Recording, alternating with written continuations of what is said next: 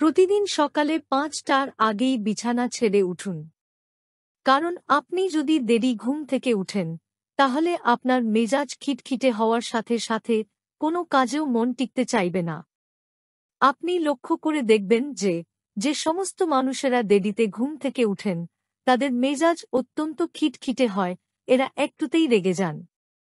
সারাদিন ঘুম ঘুম ভাব এদের মধ্যে থাকে।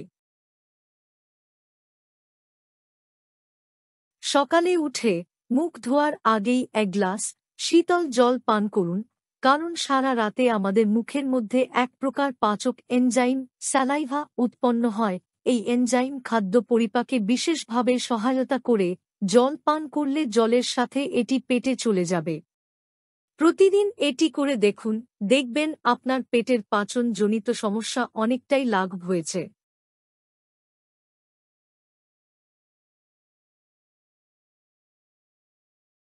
ব্রেকফাস্ট অবশ্যই করবেন, মনে রাখবেন ব্রেকফাস্টে যেন হালকা খাবার থাকে।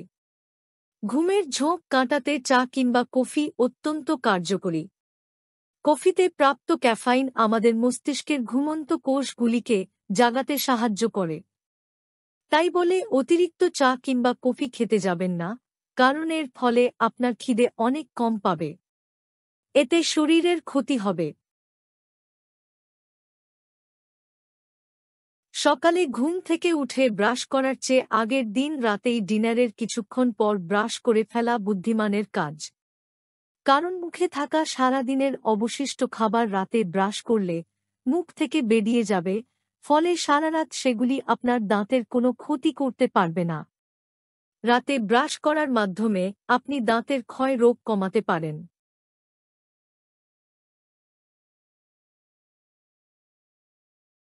সকালে তাড়াতাড়ি ঘুম থেকে উঠার আগে মনে রাখতে হবে যে আপনার ঘুম যেন পরিমিত এবং পর্যাপ্ত হয়।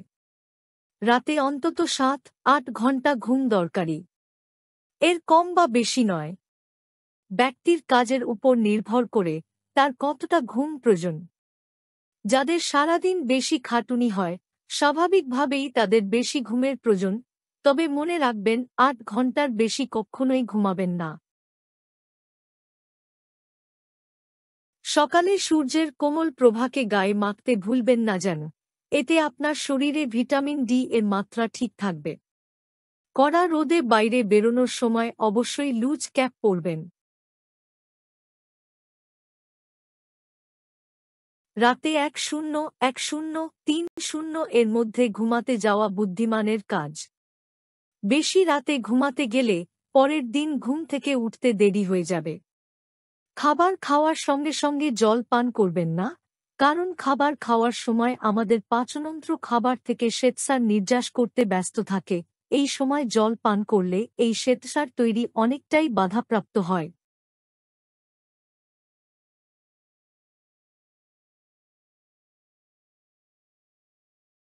যদি সম্ভব হয় রিফাইন তেল ব্যবহার বন্ধ করুন, কারণ রিফাইন তেল অতিরিক্ত উষ্ণতায় গরম করে প্রস্তুত করা হয়। এটি শরীরের পক্ষে ক্ষতিকারক। এর পরিবর্তে কাচ্চি, ঘানি সর্ষের তেল ব্যবহার করুন।